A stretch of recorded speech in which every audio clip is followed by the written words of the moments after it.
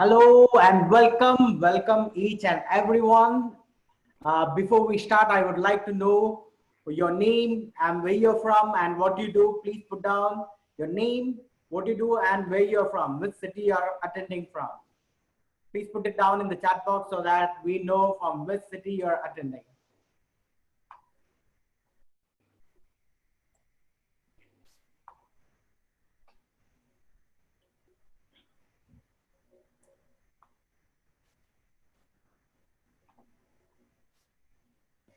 Okay, we are waiting for your response.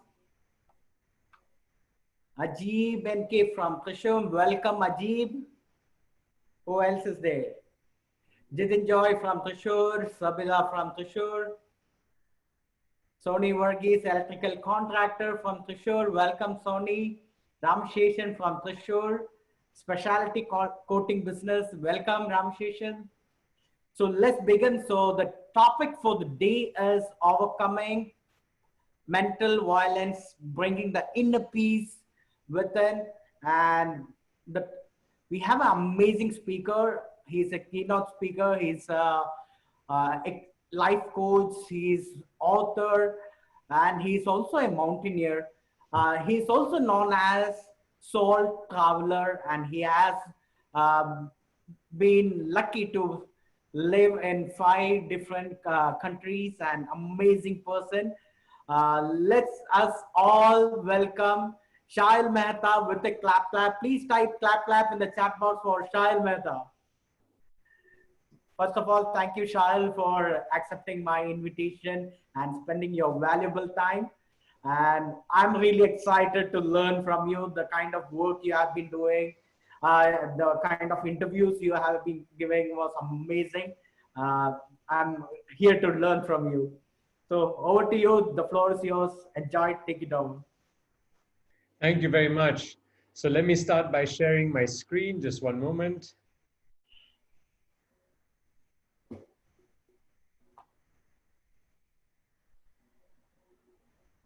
All right, so as you can see, the presentation title is Overcome Mental Violence. And that is to help us to bring peace within. So let me start with, who am I? You know, this is a question that I've asked myself for years and years and years, and I wasn't able to answer. You know, I didn't choose my name. That was a label that was put on me. I didn't choose my religion. That was a label that was put on me. I didn't choose my nationality. That was again a label that was put on me. So the question became, who am I? You know, if you think about when a child is born, they have no labels, no name, no nationality, no religion. So how can we find out who we are by getting back to that state, by removing these labels that have been put on us? So, you know, I've gone through life wearing a mask of making other people happy. And as you already know, that's an impossible task. You know, even if you look at some of the most amazing people that have walked on Mother Earth, you look at a Mother Teresa, you look at Mahatma Gandhi, even they had people who were enemies to them, right? Who didn't like them, who didn't appreciate what they were doing to the world. So no matter what I do, no matter how much I try, I cannot make everyone happy. But what happens when I do that? I set myself up for failure. And in that, I created unhappiness within. This is how I felt. You know, I felt that as I was trying to make other people happy, be it my colleagues at work, be it my family, so my parents, my spouse, my children, my friends, I was being pulled in all directions. Imagine all your limbs are tied through a rope to a horse, and each of these 4 horses are running in opposite directions. That's how I was feeling. Constant pressure, constant stress and anxiety. But what about me? All that changed one day when I was on a trip in Europe with 7 very close friends of mine. And what we did was magical. We all agreed that we would create a safe space where we would not judge one another. We would accept each other, and the key word here is accept, for who the other person is. When we agreed to that, something amazing happened. I started to remove these masks that I'm wearing. Right? The one that I already shared with you is the one to make other people happy, but other common masks are, I am better than, I am worse than, I deserve, or this is the mask of how I want others to perceive me to be. But guess what? Whenever you're wearing these masks, you're not being your authentic self. And it's so much harder to be someone else than to be you. So as I started removing these masks, I felt amazing and levels of joy and happiness. And I asked myself, what's going on? And I realized I was going back to that child state. Now, for any of you that have young children or are surrounded by young children every now and again, look at them when they're 4, 5, 6, 7, 8 years old. They're just pure compassion and love. They don't have these masks on. And that's what I was going back to. So as I'm coming back to Dubai, I wanted to share this magical experience with my wife because she was not on this trip with me. So I started writing all this down. And as I started writing, I became very emotional. And I realized that when I removed my guard, when I removed my masks, I was also opening up the possibilities to let good things enter my life. With the mask on, I'm blocking, but with the mask off, I'm allowing things to enter my life as well. So that's when I realized and I decided that I'm going to make myself the number one priority. Rather than constantly trying to make other people happy, I'm going to focus on me. Now, you might say, Saahil, that sounds a bit selfish. But here's the thing. If I'm not in a good place, how is that going to affect the energy that I'm radiating? And how is that going to affect all the things that I do and all the relationships that I have with the loved ones in my life? Now, by focusing on me and making myself a better person, I'm happier, I'm filled with more joy, my frequency and energy is much stronger, and now I'm attracting the good things in my life, and I'm able to spread that amazing energy to all those around me. So what are the kind of results that you can expect to have as a result of listening to this short presentation? 1, more time to fill with your passion and priorities. 2, greater focus and awareness. 3, creating stronger and deeper relationships. 4, starting each day on a high and more energy. And finally, 5, living a life of love rather than fear.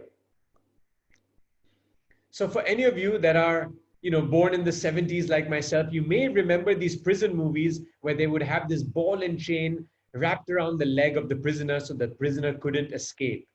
Essentially, we have a lot of these balls and chains wrapped around our leg.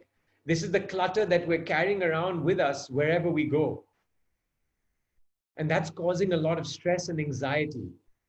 How can we expect to soar to new heights and to be the great individual that we are if we're carrying this heavy weight with us? So the good news is I'm going to start sharing tools with you where you can start cutting these balls and chains so you become lighter. And then you go from trying to walk to running to sprinting to jumping to flying and getting unimaginable results. But before I get there, I just want to highlight one misconception. And that is that happiness lies in the external world. Let me give you some examples, and this is from the World Health Organization. Look at these statistics. I want to highlight the first one, that 1 in 5 people in the world have some sort of mental health challenge. Right? So medicine has improved, technology has improved, so many things have improved, but mental health has unfortunately been on the decline. And that's because we've been seeking for happiness in the external world. But here's the good news. You don't need to seek outside. All the answers lie within. And it's all about removing that clutter, right? That dead weight, that noise, so that you can start to see and hear more clearly. So I've come up with a 4-step methodology over the last 4 years of implementing all these tools on myself to make it easier for you. And for any of you that know what a target looks like, anything that you hit on the outside is easier. And as you work your way towards the center, it gets harder. So we're going to start with decluttering from the material world. Then we're going to move on to decluttering the body, then decluttering people, and finally decluttering the mind, with the goal to help you find your purpose and to bring peace within. Now, before we move on to decluttering from the material world, I have a question, and if you can all answer in the chat. Here are your three options. And you can put in A, B, or C. A is, I need more, right? So I'm referring to things. I need more things. B, I have what I need. And C, I have much more than I need. So if you can type in the chat, A, B, or C. So I'll repeat. A is I need more. B is I have enough. And C is I have much more than I need.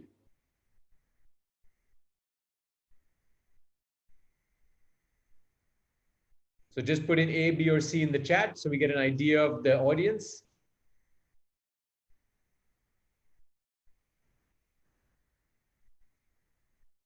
Okay, we're getting a few A's.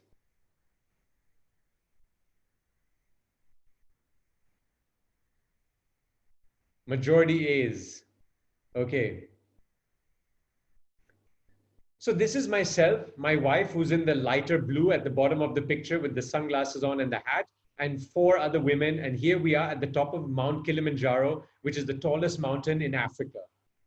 And as we're at the peak, why am I showing this? Because as we're at the peak, as we're coming down, so, we've spent 7 days on the mountain, living in tents, having food that we've carried with us and no running water. It's been cold at night. So I asked all these ladies as we were having one of our final dinners, and I said, what do you miss the most? And all of them automatically said the kids. No one said the husband, which is quite funny.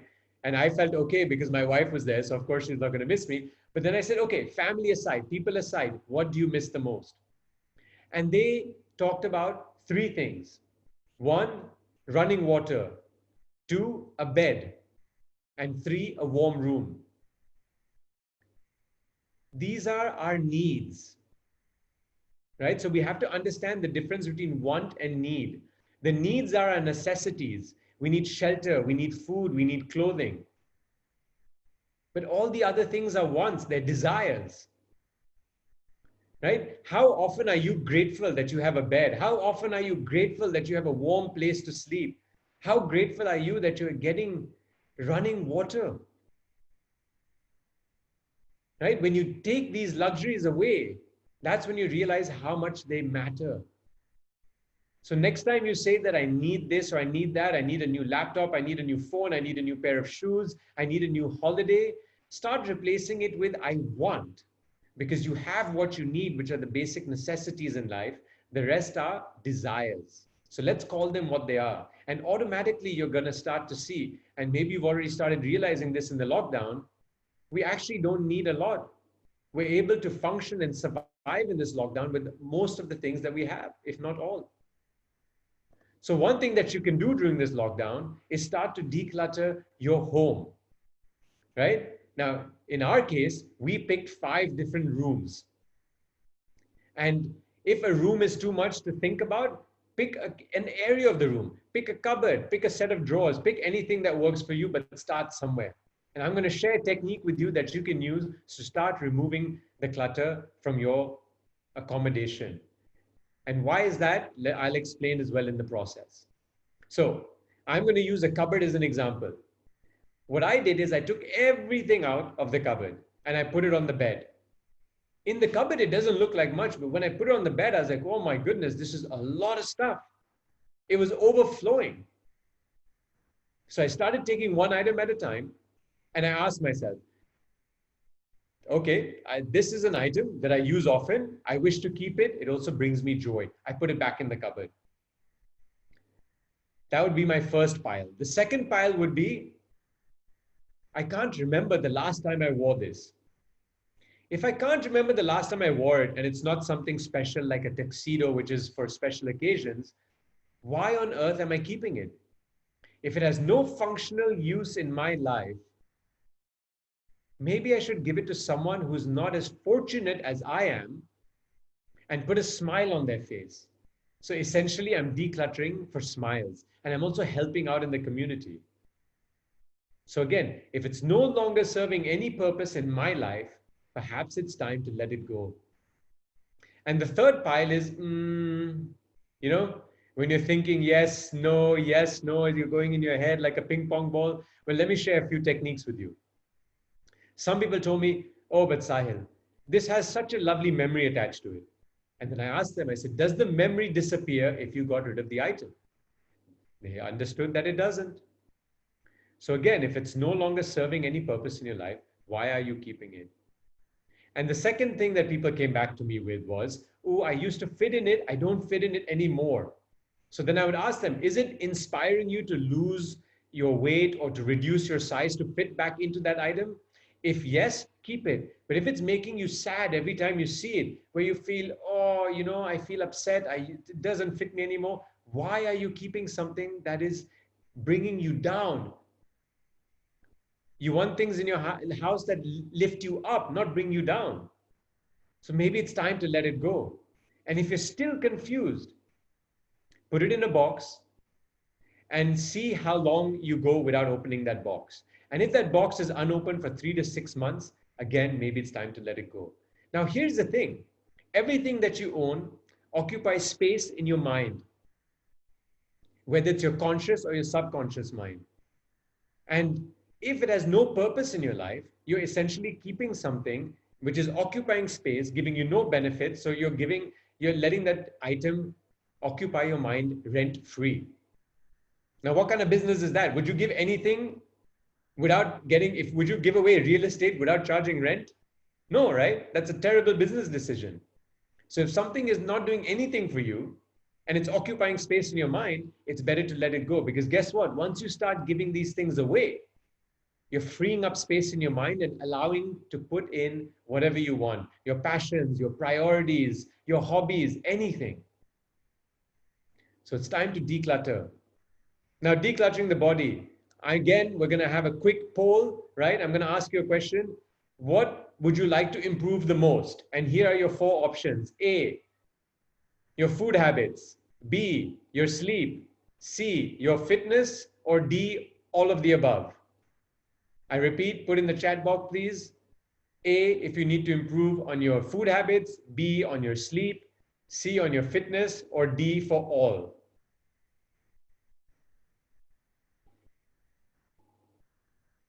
Okay, some answers are starting to come in.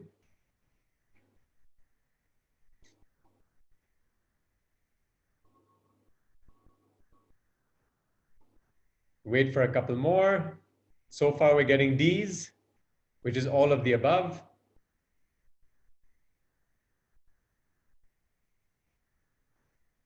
Excellent. I'm seeing a lot of D's. So let's start with this. A lot of people focus on fitness, but they don't focus on the sleep or the food. And in fact, if you don't get the sleep and the food right, fitness, no matter how much you work out, may not have as much of an effect. So let me start with the food. Start looking at the ingredients of the items that you're consuming. I was shocked when I started looking at the packets or the boxes or whatever the food came in, right? If it has these items, you might want to ask yourself, is this good for me? Is this something that I want to put into my body? Because guess what? The better the quality of the ingredients and the food that you put in into this amazing machine that we call the body, the better the body is going to work for us. And the more, the less good quality we put in, it's going to put strain on our body, right? So if the ingredients have artificial sweeteners, artificial coloring, MSG, high fructose corn syrup, sodium nitrites and nitrates, you will have to ask yourself, is this really what I want to put in my body? And worst of all, today, so many items have high levels of sugar. So it's not about eliminating these items, it's about finding a better replacement. If you really like that food item, find a brand that makes it better. So again, start looking at the ingredients and start becoming more aware of your body. As this slide says, if it doesn't feel right, it probably isn't. Right? How many times have you had a meal and then at the end you said, you know what, my stomach doesn't feel so good. I feel bloated. My nose is runny. I'm getting a headache. Start being more aware of what you just ate. And if you start to see a pattern, Every time I eat eggs, I feel this way. Or every time I have dairy, I feel this way. Maybe you need to start limiting or eliminating those items from your diet. The next thing I want to focus on is sleep. So sleep is the single most effective thing you can do for your brain and body. What happens when you're sleeping? Your body is healing, right? It's healing. So how can we ensure that we get a great night's sleep? I'm going to share with you the steps that I use. Number one, I ensure that my dinner is at least 2 to 3 hours before I go to sleep. Why? Because the digestive process, which takes up a lot of energy, 10 to 30% of your energy goes towards digestion. After about 2 to 3 hours, your food has almost finished digesting in the stomach and then goes on to the next stage, which is the intestines, right? So you feel lighter and more of the digestive process is taken care of. That means there's more energy left for healing while you're sleeping. If you're still at the beginning of the digestive process and a lot of your energy goes towards the digestion, that's less energy towards healing. The second thing that I do, I don't eat anything that is going to be hard to break down in the stomach, because the more complex it is, the harder it is to break down, the more energy will be used again in the digestion process. So start eating things at night that are easier to break down in your stomach. So stay away from processed food, stay away from high protein, because protein is harder to break down than carbohydrates. That doesn't mean don't eat protein, just eat less of it at night. Focus on the protein during the earlier parts of the day. So again, careful about what you eat and when you eat it. Then I stop all electronic devices at least an hour before sleep. No TV, no screen time basically, no mobile phones, no tablets, no laptops. Why? Because all these things are emitting blue light. You may have heard of this already. And that blue light hampers with the production of melatonin. And when you have less melatonin, it becomes harder to fall asleep. The fourth thing is get into a sleep routine. Right? The body understands that you're about to go to sleep. So change your clothing, brush your teeth, put the AC on, maybe do some breath work, some reflections, put the lights off, whatever it is, come up with a routine. So your body already knows and understands I'm about to fall asleep. That's why it's terrible having a TV in the bedroom, because the mind gets confused. I thought this is a place to sleep. Why am I getting stimulated in my mind? So get into that healthy routine. And look, it's not just about the hours that you sleep. I know some people, they say, I get my 7 to 8 hours of sleep, but it's also when you fall asleep, because our body follows a circadian rhythm. So for anywhere from about 10 o'clock till 2 in the morning is when your physical recovery is happening. And from 2 o'clock till 6 o'clock, it's your mental recovery. So if you go to bed at 1 o'clock and wake up at 8 or 9 and say, I got 7, 8 hours of sleep, you didn't get enough physical recovery, which is why sometimes you wake up and you go, my body's still aching. I don't understand why. That's because you didn't get the recovery. So now you might ask me, well, how much of an impact is there just by getting your food right and your sleep right? So here's a photo of myself from 2015 to 2019, where I lost 9% body fat. It went from 24% down to 13%. Sorry, 11%, right? And this was primarily by changing my food habits and my sleeping. If anything, my workouts were less. But there's one thing that you can do during lockdown is every time you get on a phone call, get up and walk. I don't know about you, but I have at least 2 to 3 hours of phone calls in a day. And I'm just walking around. I'm walking around the home. I'm able to get in 8 to 10,000 steps just walking around. Right? So don't sit on the chair the whole time. Walk around when you get the opportunity. A great way to get exercise as well and get that body moving. So now we're going to get to declutter people. Again, I'm going to ask you a question. Which relationship do you want to improve the most? So you can type one of these. Parents, spouse, children, colleague, or friend. Which relationship would you like to improve the most? Parent, spouse, children, colleague, or friend. If you just type any of those in the chat box.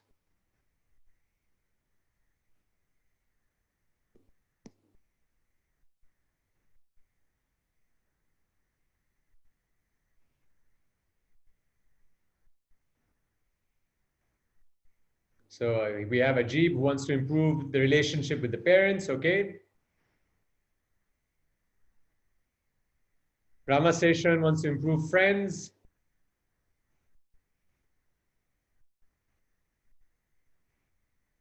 The good news is on this particular section, I'm going to talk about how we can improve all the relationships. So whenever I mention declutter people, people often think, oh, I need to get rid of someone in my life. I need to get rid of those people that just suck me out of my energy. Yes, that's true. You have to question yourself why you're hanging around with these people. But the ones I really want to focus on are the ones where you want to improve the relationships with your loved ones because there's some sort of clutter between the two of you for whatever reason. And you wish that goes away so that your relationship can be stronger and better. So the first thing that I want to share, if you look at this slide, you see this number 6, right? Imagine that you're standing in front of me and we're facing each other, and I draw this 6 on the ground. What do you see? You see a 9, right? So you can argue with me till the end of day, it's a 9, and I'm going to argue with you till the end of day that it's a 6. In this particular case, both of us are right. All we had to do was try to understand it from the other person's perspective. Instead of arguing and being stubborn that my view and my opinion is the only view. We have to acknowledge that there can be multiple viewpoints to everything. And all I had to do was say, hey, if you are so adamant that it's a 9, perhaps you're seeing something I don't. And I just had to go and turn around and look at it from your perspective and go, wow, it can be a 9 as well. So how can we actually put together a framework that will help us to strengthen the relationships that matter most in our life? Right? Because some of these conversations can be difficult. I don't know about you, but I used to hold back because I knew the discussion would be uncomfortable. You know, I would sometimes go in scared. I would sometimes go, you know what, it's just better, let it be. I don't want to make it a bigger issue than it already is. But guess what? The unsaid, the silence leads to assumptions. And we don't want assumptions because people start making up all sorts of stories in their head. So let me share with you a framework that I use that you can implement with whoever it is that you wish to increase and strengthen the relationship with. So whenever I want to have that conversation with whoever, I first ask them, I'd like to discuss something important. Please, can you let me know when is a suitable day and time? And I specify this week. Because if I say suitable day and time, they might say something, in a month or two, or just forget about it. And when we do decide that time, we make sure that we meet in a quiet place, no distractions, things like phones and everything on the side, on silent. The first thing I tell them is what I wish the outcome to be. So that they're very clear that I am looking to create a stronger bond between us. And before I used to enter these conversations with anger, with hate, with fear, basically a negative state. But how can I expect to get a positive outcome if I've entered the conversation with a negative frame of mind? So now I enter the conversation with compassion, with love, with empathy. Because now I've increased my chances of having a positive outcome by entering in a positive frame of mind. This is then what I tell him, right? So I've already told him what I want the outcome to be. Then we agree on a few boundaries. No raising of voices, and especially no physical abuse. We're going to not judge the other person, and we're going to make an effort to understand things from their perspective. We're going to talk about our feelings rather than pointing fingers. If I say you this, you that, you're going to go back and you're going to get defensive. But if I share how I feel as a result of what had happened, these are my feelings. You can't take them away from me. So talk about your feelings. And then finally, we promise to listen to the other person. Now, what does listening mean? It's not the listening when you get on an airplane and the pilot tells you the destination you're going and what time you'll arrive and the weather. where you're just sitting in the seat and you're going through your magazine or listening to your music or reading something on your phone. I'm talking about the listening where I tell you, I'm going to share 5 numbers with you, and you have to repeat them back to me in the exact same order to win 10 lakh rupees. Now I've caught your attention. That's the listening I'm talking about, where you're really listening to me, the words coming out of my mouth, rather than the voice in your head that is already thinking of a response on how to reply or analyzing what I'm saying. So once we make these promises or we build these boundaries, you've now increased your chance for a successful outcome. And I can tell you with confidence, every single relationship that matters to me has improved by using this framework. So start applying it today to bring those loved ones closer. Next, we're going to move on to decluttering the mind. Before we get on to that, here's a question for the chat. Do you check your phone within the first 15 minutes of waking up? So I repeat, do you check your phone within the first 15 minutes of waking up? So it's a yes or no question.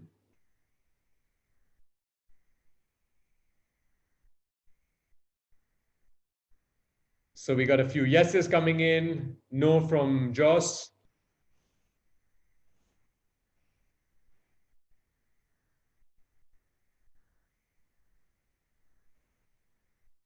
Great, so I was guilty.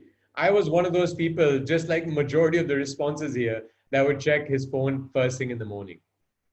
So now I'm going to share with you a technique that you can apply where you can start each day on a high, with high energy for maximum impact. But before I get into that, I want to highlight 2 no-nos. The first one, do not hit snooze. When that alarm rings, do not hit snooze. Can you imagine the first action that you take in the day is to snooze? And that sets precedent for the rest of the day. Your mind is thinking, I'm a snoozer. Is that how you want to be? Every task that you come along that, that's important, you just say, I'm just going to snooze it for 5 minutes or 10 minutes. No, get out of bed or wake up and start the day. Make your mind think, your subconscious and your conscious mind think, I am not a snoozer, I'm a go-getter. The second no checking of phone, tablet, computer, TV, or any newspaper before you do your morning routine, which is what I'm going to get to. Why, you may ask? Imagine if you see something that you don't like, a news article that makes you upset, an email from a client that says, I want to cancel my contract or the deal didn't go through. I don't know about you, but if I start my day in a negative place, it's very hard for me to get to a positive place by the end of the day. And what does that mean? That means I'm not as productive. It means that I'm not as good in terms of my energy with all the people around me. So that's going to affect my family, my colleagues, my friends. I don't want that. I want you to start, as we mentioned before, high energy. So how do we get there? Let me share with you my morning routine. The first thing, when I get out of bed, I start to move. We've been lying down for so many hours. It's time to get the body moving and the heartbeat up again. So what is movement? You can walk, you can do star jumps, you can do push-ups, you can do the Surya Namaskar, do anything, just move for a good 15 minutes.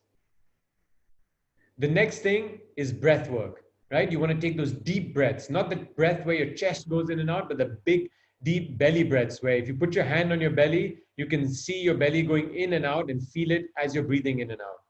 Why? This is to get oxygen to all our cells, to become alive, to get awake.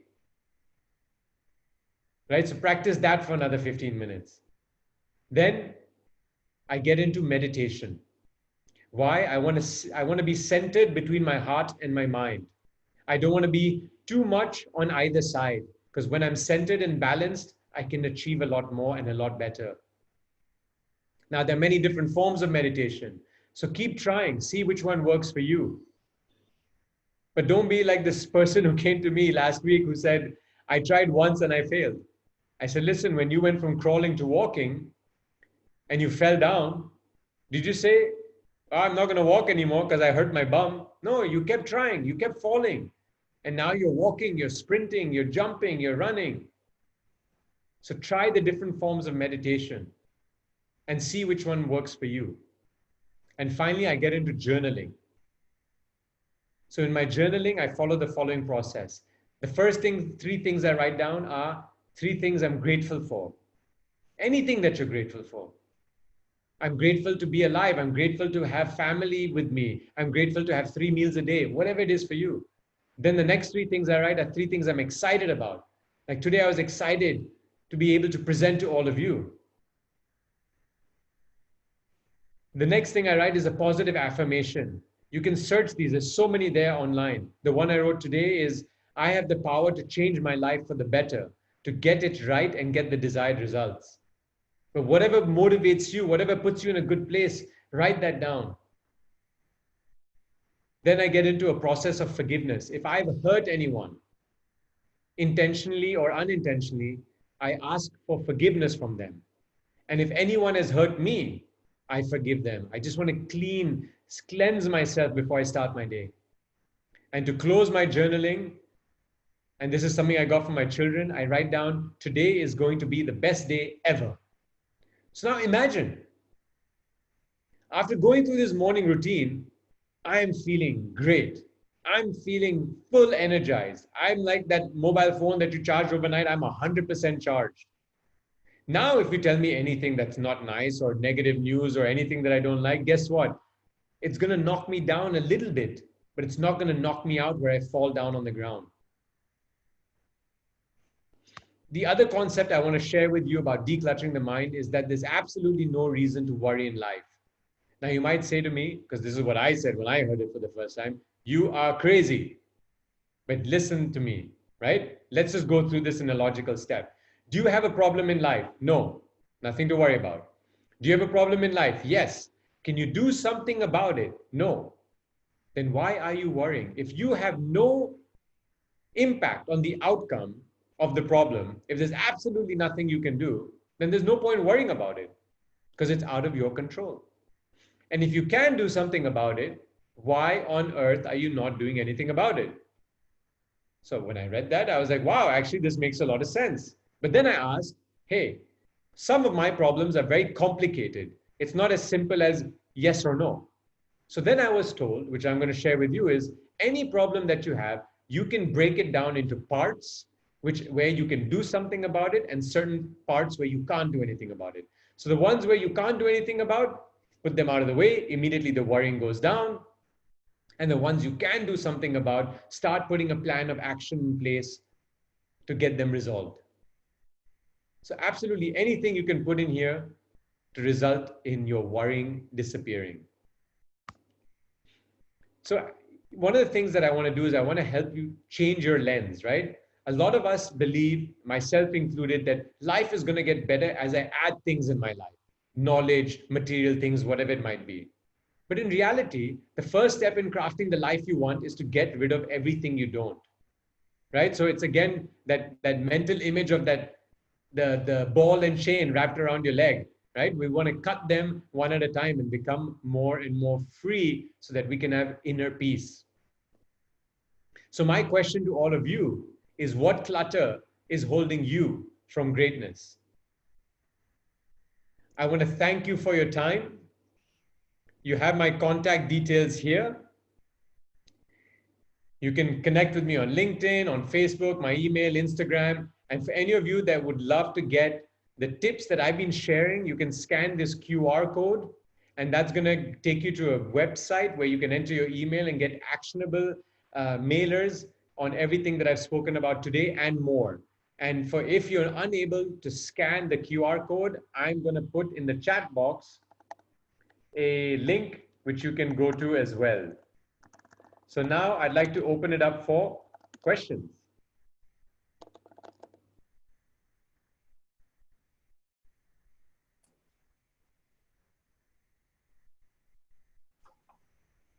YKK, maybe you want to start with the first question. Okay, so can you see me? Yes, I see you. Okay, perfect. Okay, because I don't see myself over here. I don't know what's happening. Anyway, actually, you've put my brain on fire. Actually, I learned a lot from you right now.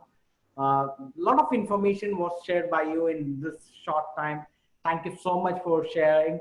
Right now, when I look at a lot of stuff around me, I feel like there's a lot of decluttering required over here itself. So thank you so much for bringing that kind of awareness. So my first question is, if someone wants to learn more from you, what can we do? Like, do you offer any course or do you have any book recommendation or something? Okay, great question. So I have a book that is in the process of being published. It should be out within the next 2 or 3 months. So if you would like to be on the list to know about it, I will be, once the book is almost ready, I will be offering the first 2 chapters without any charge, right? You'll be able to get it free over email. So if you would like to get the first 2 chapters once it's available, just reach out to me and I'll add you to the list. Other than that, I also offer coaching. I will be offering group coaching soon as well, but currently I do one-on-one. And then finally, I am going to be releasing a workshop very soon. Again, it's in the works. So if you're interested to take this to the next level, because what I shared with you was some of the tools, but in the workshop, you really get a lot of the tools that I've applied and implemented in my life and in other people's lives that have helped them and myself to declutter. So the best thing is to connect with me, stay in touch, and as and when these things become open, I'm more than happy to share them with you. Okay, thank you so much. Actually, it's like all the stuff and techniques you showed over here, shared over here, simple to apply. Since it's simple to apply, people doesn't apply. That is one thing. Like what is simple is something that people miss out.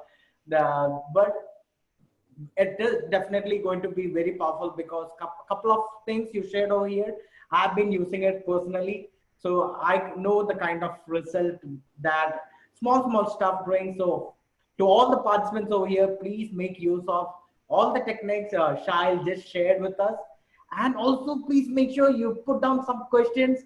Don't leave Saahil. We have Saahil over here. Please make maximum utilization. Okay, what friends not food? What, there's a question in the chat box. What friends not food means? I'm sorry, Uh, I don't think I understood that question. But while the question is being rephrased, I would like to share one thing based on what you said just now. Is I'm going to share a quick story, and that is, start today, right? Don't start tomorrow, start today. Because the sailor went to the captain and said, Captain, can I get my wage? Can I get my salary? And the captain told him, come tomorrow. So the next day, the sailor, all excited, goes back to the captain again and says, Captain, can I get my pay as you promised? And the captain said, hey, didn't I tell you tomorrow? So you see, tomorrow never comes. Tomorrow never comes. It's very important to start today. And the tools that I've given you, before you go to bed tonight, apply one of them. Apply one of them, and you'll start seeing the magic. So, okay, thank you for clarifying the question. So I follow a plant-based lifestyle. I don't harm any animals. So that's why I have a picture of 4 animals, a pig, a chicken, a goat, and a cow. And I say that they're friends and not food. That's my T-shirt. that's Yeah, awesome. That's awesome. I'm a big believer that the world becomes a better place when we find peace within. Because once we have peace within, we become more tolerant, we become more accepting of everything around us. And then our relationships with others and our energy emits, which is so strong that it impacts others in a positive way. And that's how peace can come in the world. So it's all about not harming any living beings around us. So that is my philosophy. Awesome. Once my friend shared some, he's a vegan, he shared something like this. I don't eat my friends. Correct. I don't eat my friends. That's what he Right. says. So this is Yeah. something. I've stopped all animal products. I don't wear leather. I don't use silk. I stopped, all dairy. So yeah, it's been a complete shift in my life when it comes to the food part. Okay, awesome. And one thing I would like to mention, because a lot of people ask me this question when it comes to the morning routine, they say, look, when I wake up, it's the other people are awake. I've got the kids, I've got other things. It's difficult. How can I apply my morning routine? And especially in lockdown, when you're all in the same place, it maybe is a little more challenging. So here's my thing. I wake up before everyone else. I know when the rest of the house wakes up, so I wake up an hour earlier. That way I get 1 hour to myself. Otherwise, what used to happen before was I wake up, I get the kids ready, you know, get them breakfast, homeschooling, my exercise, my work, spend time with the kids, put them to bed, spend time with the wife, go to sleep. There was no time to myself. How am I expect how do I expect to improve? How do I expect to become a better person if I'm not spending any time with me? So that's why I get up 1 hour before everyone else. And that allows me to have my time. Okay, awesome. So if there's any question, please put it down over here so that we can answer it. Don't Let's be shy. utilize Ask the away. time we spend together. Any question you ask benefits the rest of the audience as well. So don't be shy. Actually, I was also lucky to climb Himalayas, Kilimanjaro. So that is one thing we have in common. Amazing. So, Amazing. but the thing is, I did it long back, maybe 11 years back or 12 years back, actually. But still, that the photos you showed reminded me of a lot of stuff, and the kind of lessons we learned when we were uh, climbing it was amazing. The kind of teamwork we had, the kind of care we shared, that is where we see the true humanity over there. And it's still a lot of memories actually over there. Definitely, you also had a lot of lessons from your experience. So, Absolutely. So so Kilimanjaro was if 3 any years. of the participants want to do something like that, what do you recommend? I mean, I'm happy to share the details of the company that I've used to organize these expeditions. I did the tallest in Africa. I've done the tallest mountain in Europe. I just did a 6,000 meter plus in Peru, in South America, last year. This year, I was supposed to do the tallest in Mexico, but then with COVID-19, the plans have changed, perhaps next year. But in general, I'm doing about one mountain a year. That's the goal, at least for the foreseeable future, while I'm still very fit and active. Awesome. So looks like there's no question. Everyone is clear about. So you are an awesome coach. Since you are a really awesome coach, there's no doubt for the participants. No, So wonderful. And as I mentioned, if anyone has a question afterwards, please, please, please don't hesitate to get in touch with me. I will be available by email. Somebody just asked a question, Sabita, how to manage our aggressive behavior. So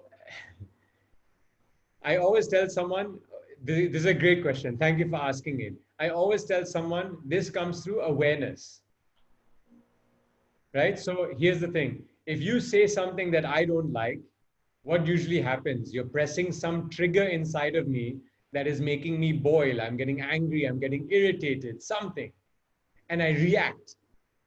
I say something or do something that I might regret. Right? So the step one was you said something or did something that triggered something inside of me. And the step two was I reacted. How about we introduce a third step, which is pause?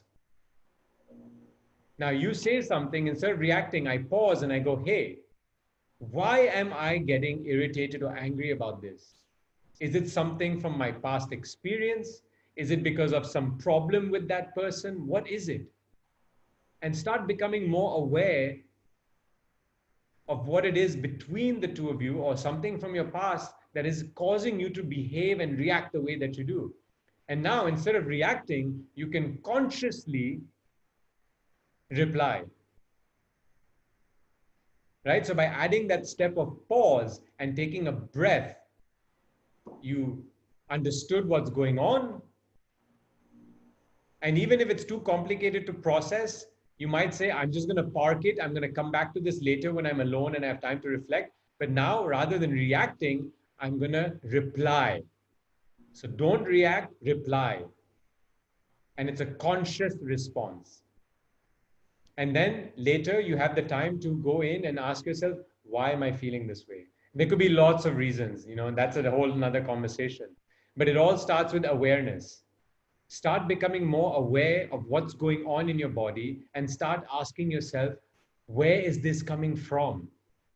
Why am I feeling this way? So I hope that helps to answer the question.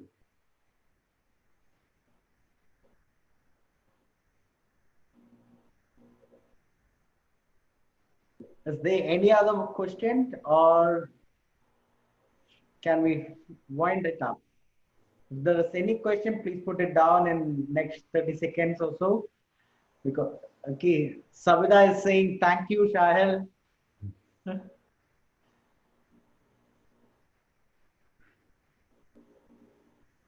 Looks like we are done for the day. Thank you, Saahil, for spending your time with us.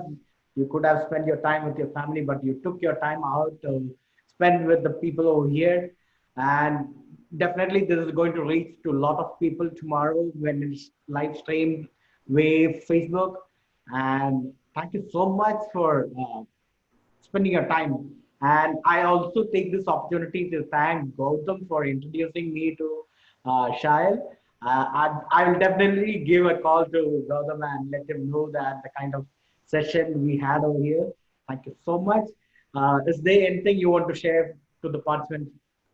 Like few things in the end? As I mentioned before, start with something today, and to make it even more likely, tell someone else what you are going to do today. Find someone who's going to hold you accountable. Because sometimes you can make up an excuse when it's in your own mind. But if I tell you, I'm going to do this, now I have to do it because now I will lose face otherwise. So tell someone what you're going to do today and get it done. Wow. Okay, thank you, Shail. So everyone, please give another round of applause to Shail. Just type clap clap in the chat box and let's say bye to Shail for now. And please make sure you like the Facebook page and connect in the LinkedIn. I will just once again paste the links. Please stay connected with Shail. He's an amazing person to be connected, and you can find a lot of content over there also. So thank you so much for each and every participant. And once again, thank you, Saahil. I'll keep in touch. Nice meeting you. Take care. Bye-bye. Thank you.